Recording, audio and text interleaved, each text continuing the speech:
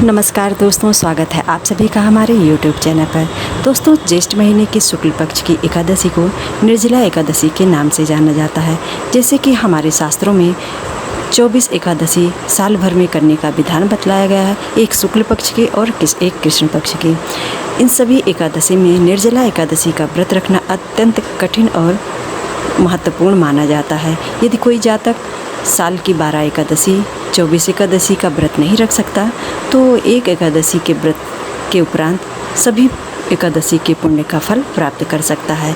दोस्तों, एकादशी व्रत के दिन एकादशी व्रत की जो कथा है उसका श्रवण जरूर करना चाहिए।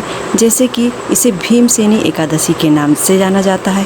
जैसे कि जब वेद व्यास जी ने पांडवों को चारों पुरुषार्थ धर्म, अर्थ, काम और मोक्ष देने वाले एकादशी व्रत का संकल्प कराया था, तब युधिष्ठिर ने कहा, जनार्दन, ज्येष्ठ मास के शुक्ल पक्ष में जो एकादशी के बारे में विस्तार से बातें हैं वो हमें बतलाइए। भगवान श्री कृष्ण ने कहा, हे राजन, इसके बारे में परम धर्मात्मा व्यास जी बताएंगे।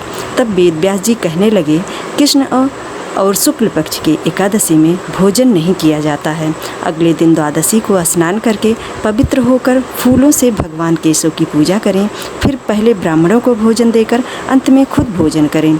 इस पर भीमसेन यानी कि भीम ने बोला कि पितामह, मैं आपके सामने सच कहता हूँ, मुझसे एक बार भोजन करके भी व्रत नहीं किया जा सकता, तो फिर उपवास करके मैं कैसे रह सकता हूँ?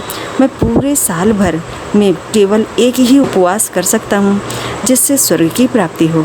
ऐसा कोई एक व्रत निश्चय करके बताइए, मैं उसका यथोचित रूप से पालन करूँगा।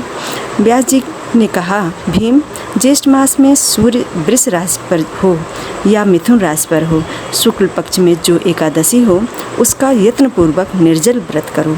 केवल आचमन करने के लिए मुख में जल डाल सकते हो, उसको छोड़कर किसी प्रकार का जल अपने मुख में न डालें, अन्यथा व्रत भंग हो जाता है। एकादशी को सूर्योदय से लेकर दूसरे दिन के सूर्योदय तक मनुष्य जल का त्याग करते हैं और तब जाकर के ये व्रत पूर्ण होता है। इसके बाद एकादशी को प्रभात काल स्नान करके ब्राह्मणों को विधिपूर्वक जल और स्वर्ण का दान करके इस प्रकार सब कार्य पूरा करके जितेंद्रिय पुरुष ब्राह्मणों के साथ भोजन करें, तब इस व्रत का पुण्य फल उन्हें प्राप्त होता है।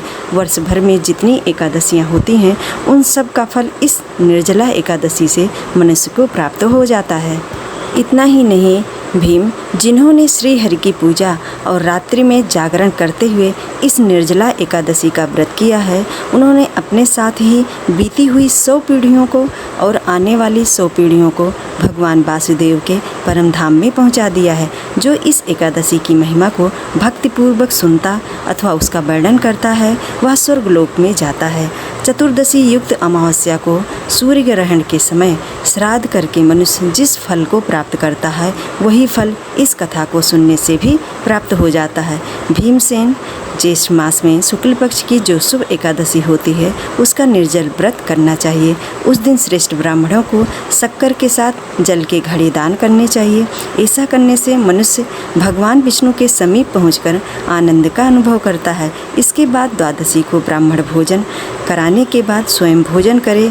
जो इस प्रकार पूर्ण रूप से पाप नाशनी एकादशी का व्रत करता है वह सब पापों से मुक्त हो आनंदमय पद को प्राप्त होता है। यह सुनकर भीमसेन ने भी इस शुभ एकादशी का व्रत आरंभ किया और अब उसका पुण्य उन्हें प्राप्त हुआ। दोस्तों, इस तरह से निर्जला एकादशी व्रत की ये कथा है। जो कि मनुष्य 24 एकादशी का व्रत नहीं कर सकते, वो इस एकादशी के व्रत के प्रभाव से सभी पुण्यों को प्राप्त कर सकते हैं। दोस्तों, आज के वीडियो में हमने जाना कि निर्जला एकादशी व्रत की कथा क्या है और सर्वप्रथम इस कथा के अनुसार किसने इस व्रत को किया था। दोस्तों, इस तरह से आज के दिन इस कथा का श्रवण जरूर करना चाहिए। जब हम कथा का श्रवण करते हैं तो हमें उस व्रत उपवास के बारे में विधिवत जानकारी मिलती है, तब जाकर के हम उसके पुण्य फल को जो है जान पाते हैं कि इस व्रत को करने से हमें क्या क्या प्राप्त होगा। अतः आज की वीडियो में बस इतना ही। यदि हमारी जानकारी आपके लिए अच्छी हो या आपको पसंद आई हो तो वीडियो को लाइक कर दीजिएगा और चैनल को सब्सक्राइब ज़रूर कर लीजिए आने वाले वीडियोज़